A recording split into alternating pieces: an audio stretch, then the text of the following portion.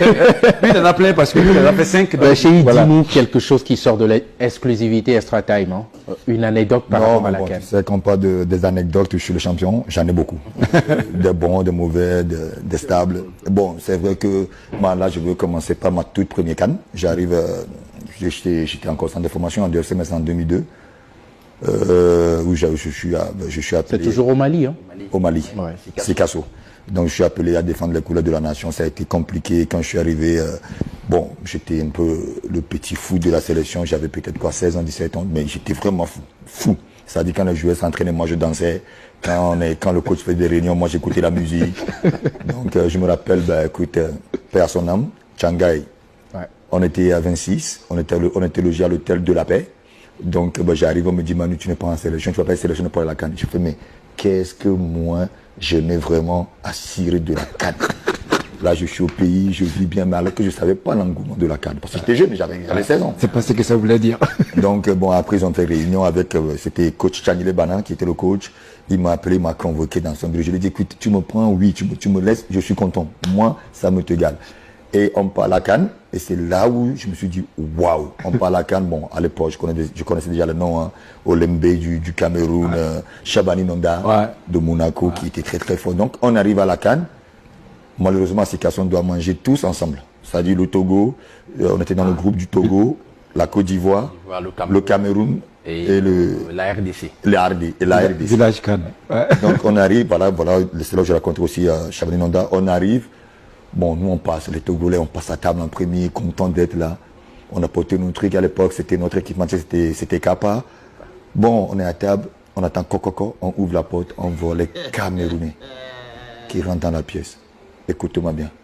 On ne savait pas s'il fallait aller sous la table, s'il fallait creuser. On les voit, mais tous balèzes, crémés de partout. Et c'est là où j'ai vu la première fois, c'est là où j'ai vu Patrick Mboma. Je le vois. Et j'étais à côté de défenseur qui a joué en Suisse. Servait de Genève, il a joué. Non, non, le Togolais. Il a fait 3 CAN, il a fait 2 CAN, il n'a jamais joué un match. C'est là, non. Bon. À Théo des avant. Non, il n'a pas fait la CAN. Donc j'ai oublié. Ouais. Donc lui, j'étais à côté de lui, je fais, mais comment il me dit, Manu, ça, mais vous croyez vraiment que moi je veux marquer Mboma? Mais franchement, c'était des monstres. C'était vraiment des monstres. Et quand ils ont arrivé dans la pièce, et je vois Magnan, le capitaine, c'est là où je me suis dit, chérie, quand tu vas devenir capitaine, il va falloir que tu changes quelque chose de toi. Quand il est arrivé dans la pièce, il a pris la table, il a mis sa main en dessous de la table, il a jeté la table avec toute la nourriture dessus. Il a dit, moi, en étant capitaine de la sélection camerounaise de football, je ne mangerai pas ici et je ne vais pas manger ici.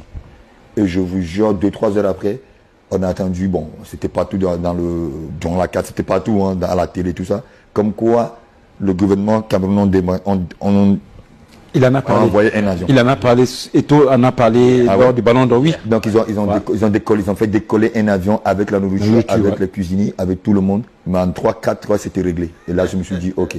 Donc, Manu, tu as du boulot. Donc voilà pourquoi aussi, quand je suis devenu patron de la sélection, je crie un peu partout, je mettais aussi la pression sur les autorités pour que ça puisse changer, mais je vois que ça a beaucoup changé, tant mieux. C'est beau, hein, les enfants. Bienvenue à la CAN, les enfants. Bienvenue à la clinique, à la CAN, les enfants. Le gars dit que quand Rigobert, son Banak est entré, Magnan, dit là, et que quand Rigobert, son Banak est entré, il dit que l'énergie seulement qui est entrée, c'est des bailleurs qui parlent, dans nos mini-fitok. Ça dit que Rigobert, son SME, vous devez faire voir cette vidéo aux gamins qui sont là-bas avec vous. C'est-à-dire qu'ils entendent l'histoire des gens qui ont porté le maillot qu'ils sont en train de porter là. Parce que si on leur raconte ça comme ça, ils ne vont pas comprendre. Donc, vous devez couper comme ça, vous prenez la clinique ici, là, hein, avec la vidéo ici, vous faites voir ça aux gamins. Comment Adebayor parle de leurs prédécesseurs qui ont porté ce maillot-là. Ce qu'ils représentaient. L'énergie qui dégage. Écoutez comment Adebayor parle de Rigobert, son Banak. C'est-à-dire que le gars te dit que quand Rigo est entré dans la salle, il a dit que jamais. Donc, il y a charisme, il y a force, il y a puissance, il y a énergie. Ça, c'est ce qu'il faut pouvoir donner aux gamins. Et là, ça doit rappeler aussi aux gamins leur histoire. S'ils ne savent pas le passif, les enfants, la clinique à la CAN n'est pas qu'un moment de foot, c'est un moment de pédagogie. Arrêtons les blablatages, ok? Je vous ai déjà dit que ce que nous faisons ici à la clinique, c'est le programme de changement de mentalité. Ça s'appelle un PCN. On travaille pour construire le peuple dont nous avons, un peuple libre. Et la citoyenneté, l'amour pour la patrie, le respect de la patrie, le devoir envers la patrie sont des notions et des enjeux extrêmement importants pour libérer un être humain et construire un peuple. Et les moments de football, comme la Coupe d'Afrique des Nations, sont des contextes importants pour faire la grosse éducation à la citoyenneté. Parce que même quand on n'est pas d'accord sur beaucoup de choses, sur toutes les autres, on est au moins d'accord que les Lions doivent gagner. Donc, on est sur un sujet qui fait le consensus. Les Lions indomptables. Le pays. Là, il n'y a pas de partisanerie ou tel est de l'autre, tel est content. Non, on est tous focus derrière les Lions. Et nous, ici à la clinique, on ne regarde pas le foot seulement comme ça. Non, on est à la clinique, on soigne les mentalités. On profite des occasions pour mener des campagnes bien précises. Et ce que nous allons mener avec la campagne des Lions indomptables à Abidjan, ça s'appelle, c'est une campagne d'éducation à la citoyenneté. Aimer son pays. Aimer son pays jusqu'à en faire des jaloux. Aimer son pays jusqu'à les autres sont jaloux. C'est la première. Si vous n'aimez même pas quelque chose, vous ne pouvez pas vous battre pour ça. Vous ne pouvez pas vous battre pour cet endroit. Parce que c'est l'amour des choses qui donne aussi la force. C'est l'amour des choses qui donne aussi la force, les gars.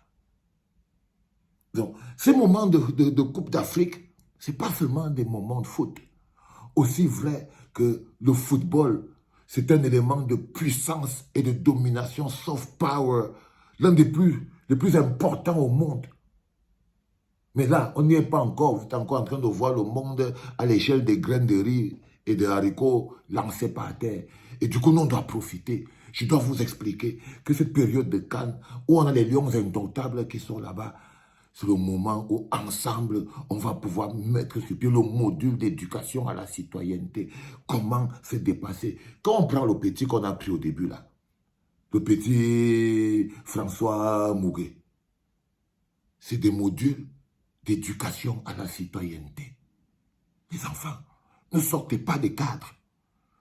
Ne courez pas après, l'actualité ne fuit pas. L'éducation est importante.